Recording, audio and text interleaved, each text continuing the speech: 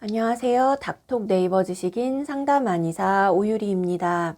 다낭성 난소증후군은 특성상 AMH 검사 시에 수치가 지나치게 높게 나오며 이것을 난소 나이가 젊고 좋다고 해석하지 않아야 합니다.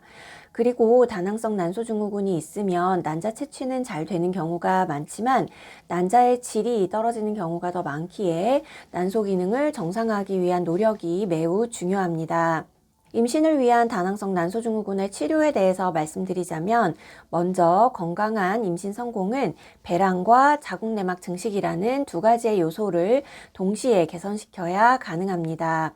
그래서 임신을 준비하는 다낭성 난소증후군의 한방치료는 생리불순의 정도에 따라 치료 목표가 달라집니다. 질문자님의 사연으로 봐서는 다낭성 난소의 상태가 심한 편으로 보여서 정상적인 생리주기를 유지했을지 궁금해지는데요. 피임약 없이 3개월 이내에 월경이 있다면 일반적으로 단독 한방치료로 경과가 빠르게 나타나기 때문에 자연배랑 기능 확립 및 자연임신 시도를 목표로 난소 기능 개선과 자궁내막 강화를 위한 자궁 신부 치료를 진행하는 방법이 있습니다. 3개월 이상의 생리불순이 있다면 좀 더 중등도 이상의 다낭성 난소로 보여져서 보조 생식수를 병행한 임신 계획을 수립하고 난소 해독에 초점을 맞춰야 합니다. 사연 중에 초음파로 난소에 염주알 모양의 비슷한 크기로 난포가 많이 모여 있는 것을 보셨다고 말씀하셨는데 이것은 난소의 기능이 정상적으로 진행되지 않았다는 신호로 오랫동안 제대로 성숙되고 배란되지 못한 묵은 난포들을 해독하고 난소 기능 개선을 도와서 임신 성공에 도움이 될 수 있도록 하는 것이 한방 난소 해독 치료인 것입니다.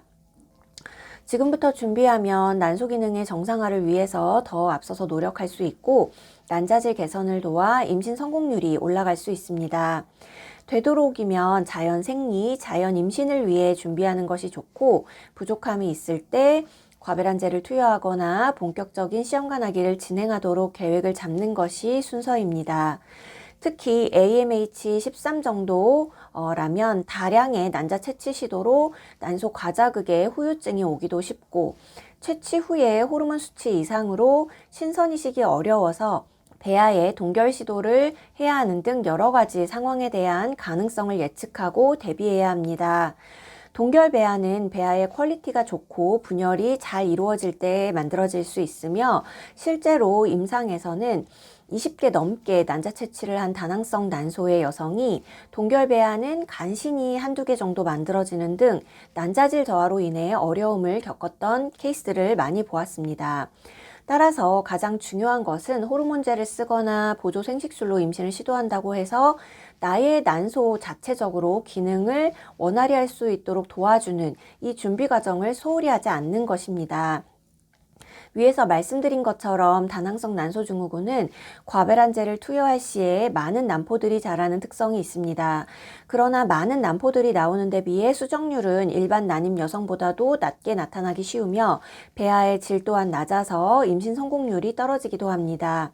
하나라도 착상이 무사히 되기를 막연히 기다리는 것보다는 이렇게 적극적인 한방치료를 통해 실제로 난자의 질을 올리고 내막의 상태를 개선하는 것이 가장 빠른 임신 성공의 길입니다. 또한 생활 속에서 당장 치료를 결정하기 어려운 경우라면 다낭성 난소의 난자질 개선을 위해 이노시토를 꾸준히 복용하는 것도 좋습니다. 하루에 2g에서 4g의 이노시톨은 다낭성 난소증후군의 치료 효과, 난자의 질 개선, 당뇨의 인슐린 저항성 개선 등을 확인하는 임상시험에서 좋은 효능을 보였습니다. 또한 이노시톨 복용 시에는 비타민 B1, B2, B3, B5, B6 등의 비타민 B군과 병행 섭취해야 시너지 효과를 일으킬 수 있습니다. 난소 기능을 정상화하기 위해 노력할 수 있는 지금 이 시간을 소중히 여기시길 바랍니다. 철저히 준비하셔서 건강히 임신하시고 순산하시기를 소망합니다. 감사합니다.